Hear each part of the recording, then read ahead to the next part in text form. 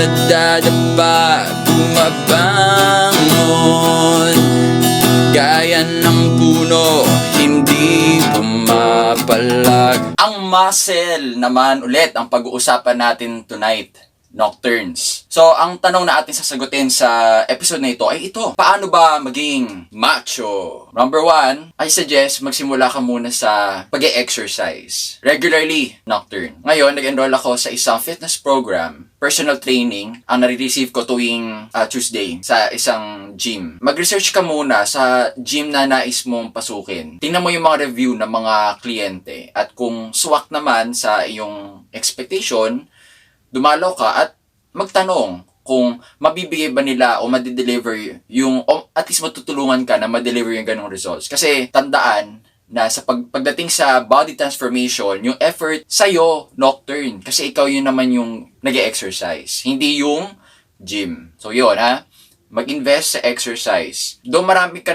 namang pwedeng mahanap na videos sa internet. Pero sana tingnan mo yung mga reliable. I-check mo din yung credentials ng mga nagpapakita na exercise doon, yung mga nagtitrain. Kung talaga bang sila'y certified na trainer. So, invest in exercise. Get the habit of exercising at least. Kung beginner ka pa lang, siguro 2 hours per week is enough. Ikaw na bahala mag-distribute kung gagawin mo iba yung 30 minutes per day.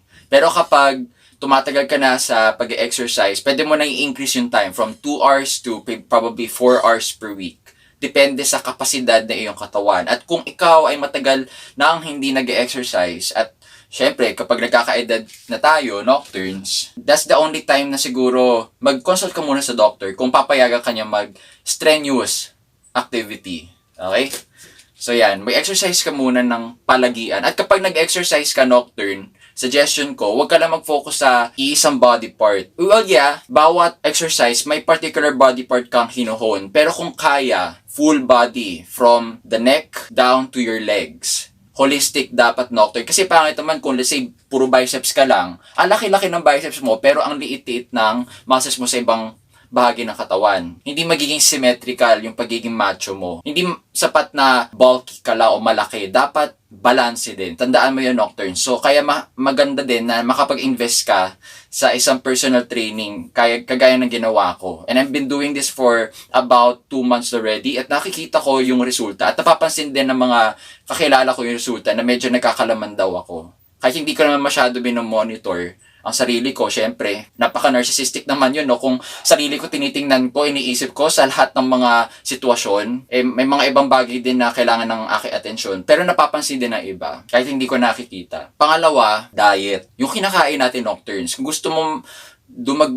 magdagdag ng muscle mass, hindi ko agad kinirekomenda ang protein powder, no? O protein shake. Kasi, depende sa klase protein shake na gagawin mo. Pero kung protein shake man yan, sana na yung natural na ingredients, yung hindi masyadong processed. Kasi kapag gumamit ka ng protein powder, may added sugar yan. Nabasa ko yun sa internet. Ako hindi ko pa tinatry mag-protein shake kasi nga sa mga ganong idea. Ayoko nung may side effects na mangyayari na hindi ko gusto. Pero kung gusto mo yung natural, kumain ka ng chicken. Kung kayang everyday, yun nga lang magastos. Pero kung hindi kaya na everyday, maybe 4 times a week. Tapos, imbis na yung may skin, balatan mo, remove the skin, yung laman lang, sapat na yun, may protein ka. Or yung ginagawa ko, kung kaya na budget, black rice. Yan. Kasi nabasa ko naman yung nutritional value nun eh. Kung di ako nagkakamali, pwede yung i-check sa internet, i-fact check nyo ako.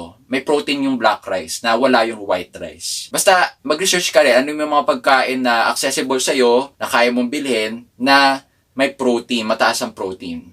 Pero wag na tayo lumayo, itlog, araw-araw. May protein naman yun, di ba? Basta wag kang kakain ng bagay na, yan, as much as possible, wag yung processed at yung mataas ang saturated fat. Kasi baka magka-heart attack naman tayo kapag nasobrahan tayo sa saturated fat. Ayaw natin yun. At so, may exercise tayo. Pangalawa, diet.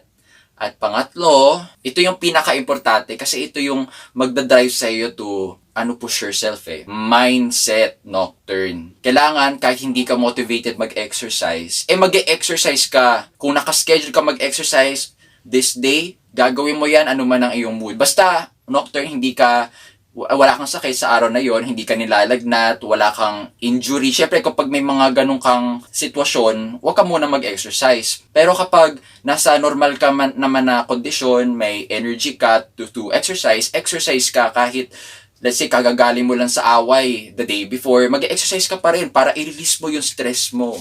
Kasi mood changer din yung exercise isa pa yung benefit mo. And you need to have the mindset to actually execute these things. So yun lamang, Nocturnes, ang aking sagot sa paano ba maging macho. At ganun din yung sagot ko sa, kung gusto niyo ako gumawa ng isa pang video tungkol sa paano panatilihin ang pagiging macho, or kung gusto niyo ako gumawa ng exercise videos, ipaalam niyo lang sa akin dyan sa comments below. At kung nagustuhan niyo ang video na ito, paki-like lang at i-share sa mga kaibigan niyong naghahangad na magkaroon ng first steps, o makalaman yung first steps kung paano ba maging macho. Kaya, hanggang sa susunod na episode, panatilihin ang iyong tikas.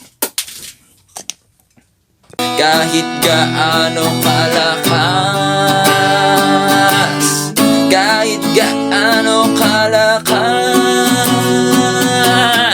kahit gaano kalakas ang bagyo, panatilihin